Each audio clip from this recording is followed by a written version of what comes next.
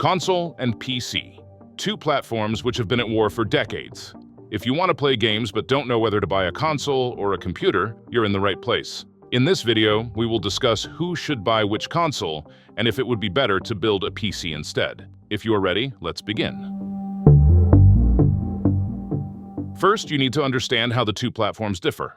Consoles. Consoles let you play games without dealing with any extra work. On consoles, you don't have to deal with stuff like modding, graphic settings, or client issues like on PC. You just turn on the console and pick the game. That's all. This is one of the biggest differences. Another important point is ergonomics. You can turn on a small device standing next to the TV, spread out on your armchair or couch, and play comfortably. Also, some consoles can be bought at quite affordable prices thanks to seasonal sales. At these prices, it's often not even possible to find a weaker PC, let alone finding one that gives similar performance. Let's not forget exclusive games. Although most console-exclusive games now come to PC, consoles can still be preferred for games that come out on console first or stay console-exclusive for a while. The latest example of these games is GTA 6, which will come out earlier on consoles. PC. Computers can be used for many different tasks, but in this video, we will only focus on the gaming part. The PC is the best platform for gaming. Hardware restrictions are much fewer compared to consoles. A mid-range or powerful modern PC easily gets higher FPS and better visuals than what you would get from a console.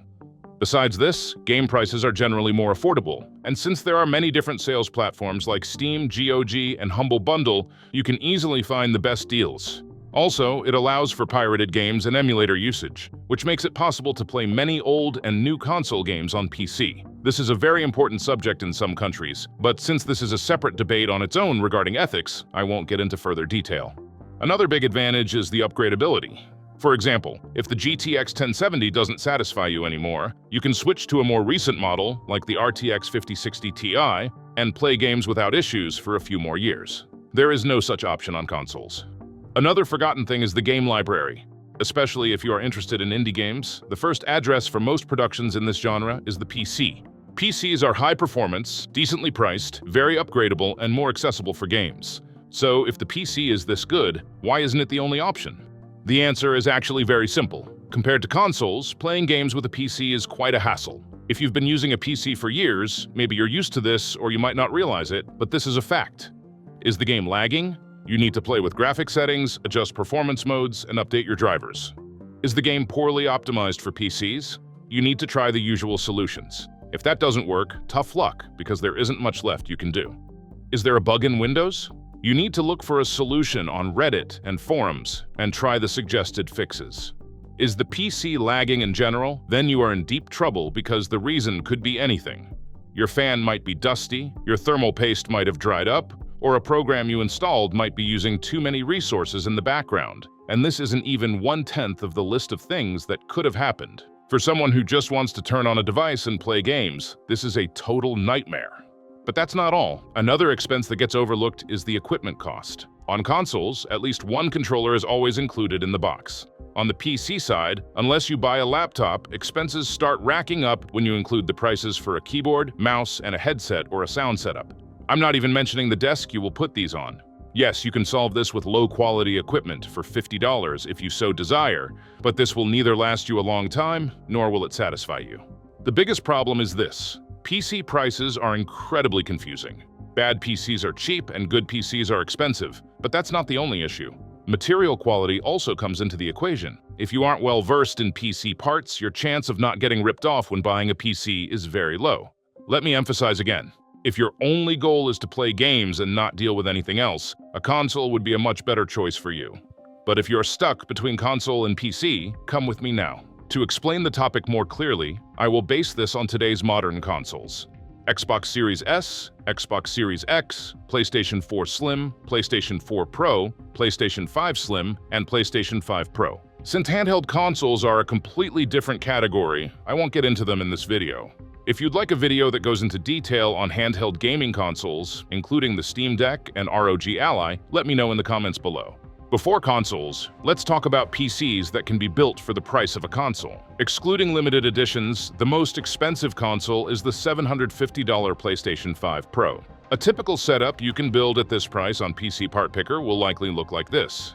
I chose the Ryzen 5 5600 because the DDR5 platform is still very expensive. At one point, the i5-13-400F and i5-14-400F were logical, but right now they aren't the best in terms of price to performance. The graphics card I chose here is the Intel Arc B580. Even though it has driver issues, it's still the graphics card that gives the highest performance at this price point.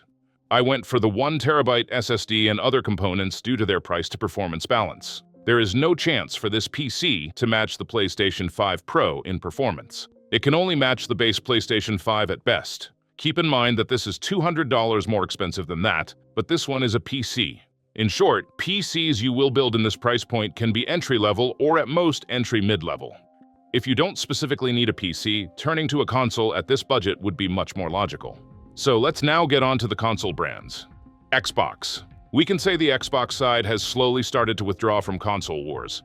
The signs of this were there because their consoles didn't have a huge appeal other than price for quite a while. However, if we look at their strengths, Game Pass lets you rent a massive game library at an affordable monthly price. Some extra advantages are also included depending on the package contents, like EA Play and Fortnite Crew. This is exactly where Xbox shines the most. The cheap console plus Game Pass combination does a really good job for those who want to play games on a low budget. The only problem is that the library is a bit like Netflix. Occasionally, very high-quality productions arrive, but the majority of the remaining games consist of average or below-average games we can call shovelware. Another strength of Xbox is Xbox Play Anywhere, the cross-buy setup. If the game you bought has the Play Anywhere tag, you can play it on PC too without paying any extra fee. Moreover, save files can be transferred too. This is a truly great feature. Coming to the topic of exclusives, we can actually say that both Xbox and Sony have slowly become distributors now. Halo and the Forza series came to PlayStation 5, and before that, Helldivers 2 came to the Xbox. I can say that Xbox acts much more aggressively in this regard. PlayStation.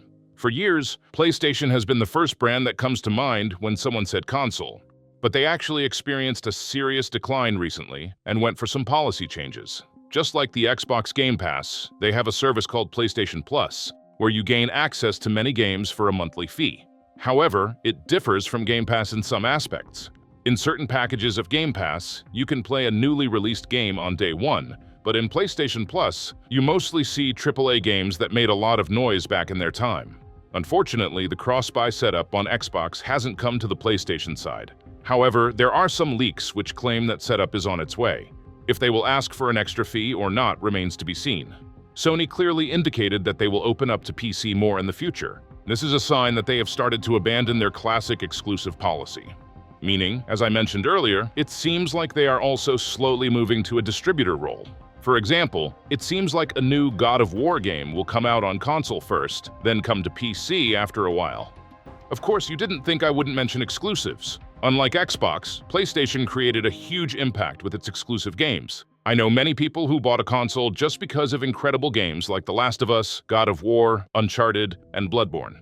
Now that you know the brands, let's talk about the consoles themselves. PlayStation 5 Pro. In summary, this is the GTA 6 console. It currently holds the title of most powerful console, but it doesn't offer a very strong reason to specifically go for the Pro version. If you have a grasp of game culture and stay constantly up to date, PlayStation 5 Pro might work for you. You can play games on the PlayStation 5 with higher FPS or better graphics. That is the only difference here. PlayStation 5 Slim. Firstly, I need to say that the PlayStation 5 has been one of the weakest generations. No noteworthy exclusive came out, and most of the released games look like they could run on PlayStation 4 Pro too. It couldn't give the feeling of next-gen. That's why serious rumors for the PlayStation 6 have already started. So why the Slim? Because boxed games are now almost completely useless. Most boxes are empty inside, and all content is still downloaded from the internet. That's why creating a digital library became the more logical option. The thing you need to pay attention to here is that the digital edition models of the PS5, as you could guess from the name, don't have a disc reader. If you need that functionality, you need to buy it separately. And in the standard version, you must pay attention to the series code. Those starting with CFI 12 or CFI 11 can be bought, but there are cooling issues and chronic problems with the CFI 10, so stay away. Xbox Series X. It was once the most powerful console, but its popularity fell quickly due to the lack of exclusives. Still, it's buyable for the right user. It's a very logical choice, especially if you want to have a fluent experience in Game Pass games. The part I emphasize here is fluent experience. Keep this in mind. I'll return to this in a bit. Also, if someone is playing games with a PC at home, it can form a great duo. You can play on the couch with Series X, and your sibling can play on PC. Cross-buy and Game Pass work great in this scenario. If you're asking, should I buy the PlayStation 5 or should I buy the Xbox Series X instead, it depends entirely on the usage style. Next up are slightly more affordable models. But before that, I want to tell you something. These videos take a long time to make, but a large majority of viewers are not subscribed and don't like the videos. This negatively affects the views. If you want to support me, don't forget to subscribe, like the video, and leave a comment. That way I can make more videos for you. Now let's continue where we left off. Xbox Series S. This is the cheapest option among current-gen consoles. Earlier in the video for Series X, I said, it's a very logical choice, especially if you want to have a fluent experience in Game Pass games. However, it is not quite possible to talk about the same fluency for the Series S. Being about $200 cheaper than Series X reflects on FPS and graphics performance too. It runs games at lower resolution or lower FPS. This turns it almost into a Game Pass device. For example, if you want to be able to play games like Forza Horizon 6 and Call of Duty on a budget, it can be a logical option. If your goal isn't to play fluently, but just being able to play the game regardless of its graphical performance, Xbox Series S will please you very much. PlayStation 4 Pro. Yes, it's an old console, but the reason I mention it here is its price and abundance of games. The PlayStation 4 Pro is an improved version of PlayStation 4 in every sense. Being able to play games that challenge even powerful PCs today, like Red Dead Redemption 2, God of War, and The Last of Us Part 2 for $250 is a very good opportunity. When the PlayStation 4 Pro first came out, it had a bad reputation due to excessive fan noise, and Sony made 2 revisions because of this. If you are thinking of buying a PlayStation 4 Pro, go with the ones with the code CUH72. I can say this series is the most stable and the quietest series. PlayStation 4 Slim. If you want to play games at a very low budget, this is the only logical option. Since it's a 10-year-old console, it's normal for it to struggle in modern games, but playing the big-name AAA games I mentioned above for $200 is profitable enough on its own. I personally recommend the PlayStation 4 Pro, but if you say, I just want to buy the cheapest model, you will have to sacrifice some FPS. The thing you need to pay attention to is making sure to buy a Slim model. Slim models are affected much less by revisions with different CUH codes. There are 3 main Slim revisions: CUH20, CUH21, and CUH22. The most recent one among these is CUH22. It's a model with a more optimized fan noise and power consumption. The situation is completely different in the standard PlayStation 4 models. The product code is critically important here.